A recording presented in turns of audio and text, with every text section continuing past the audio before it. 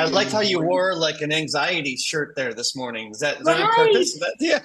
Well, I am all about anxiety, so yes, that's on purpose. Okay, that's good. Even your wall, yeah, your I background, know. So you're positive. very well art directed.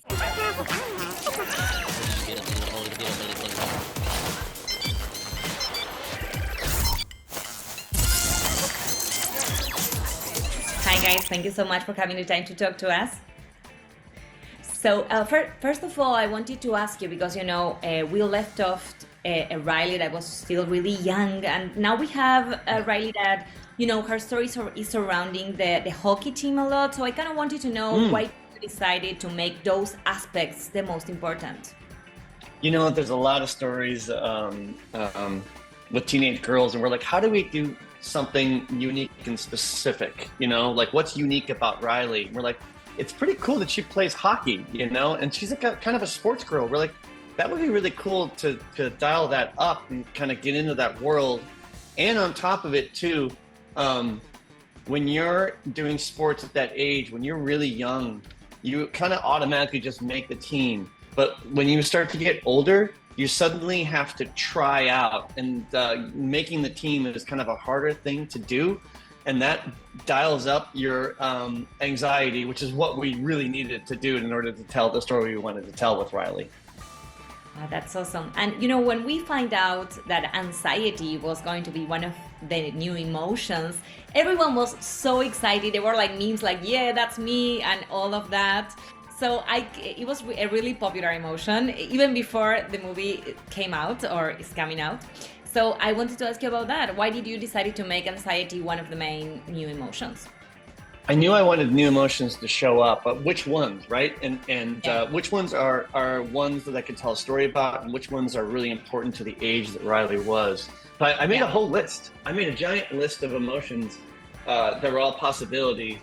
And I'd say pretty early on, I got drawn to anxiety. I remember circling it on my board and going like, oh my gosh, I could tell a story about that. I can really relate to that. And it's also like at the time, it was January of 2020 when I did that. That's when I began. And I was doing a lot of research, and anxiety was on the rise in teenagers at that time, especially teenage girls. So I knew that there was a story there. And then we went into the pandemic, and everything got better. No, I'm just kidding. It got worse. It got so much worse. It got worse in teenagers and in adults. So I knew there was a story worth telling there. Yeah, I love it. And well, you decided not only to incorporate new emotions into Riley's mind, but we have new characters as well that we have never seen before with new types of animation. So I wanted to know if you actually, I know there are like really references that we can relate to. So I kind of wanted you to tell me, in both cases, what it was like to get to that point. Yeah, we love animation here, and there's people that have been doing this for many years, and that come from different forms of animation. And so the idea of introducing even some 2D animation into this film was an exciting idea, and something that really fired up our animators, because we have some people that have a background in 2D before they came to Pixar. So there are a bunch of different kinds of characters, and I don't want to spoil too much. We need to leave some surprises out there. But this film, Inside Out 2, really opens the world up and takes us to new locations that you didn't see in the first film. You meet a lot of characters that you never met in the first film. Not just the new emotions, which are definitely a big part of the film, but there's new characters in Riley's world, and there's some others that haven't really been in any of the commercials yet that we're going to surprise audiences with. So there's a lot of newness to be excited about in this film. And well, finally, to wrap up, when you think of Disney Pixar characters and moments to cry, clearly Bing Bong is one of them. Like everyone is like, yeah, the ending of Toy Story 3 or, Bing Bong or anything. So I wanted to ask you guys, what is your Disney Pixar moment where you are like, I can't do this anymore, just start weeping? Oh my goodness. Boy, where do I begin? You know what? The first when I started Pixar in 2009. The first rap party I ever went to was Up. And within the first 10 minutes, 10 minutes of the movie, I was already like bawling. I was expecting to do it at the end, but within the first 10 minutes, I was already there.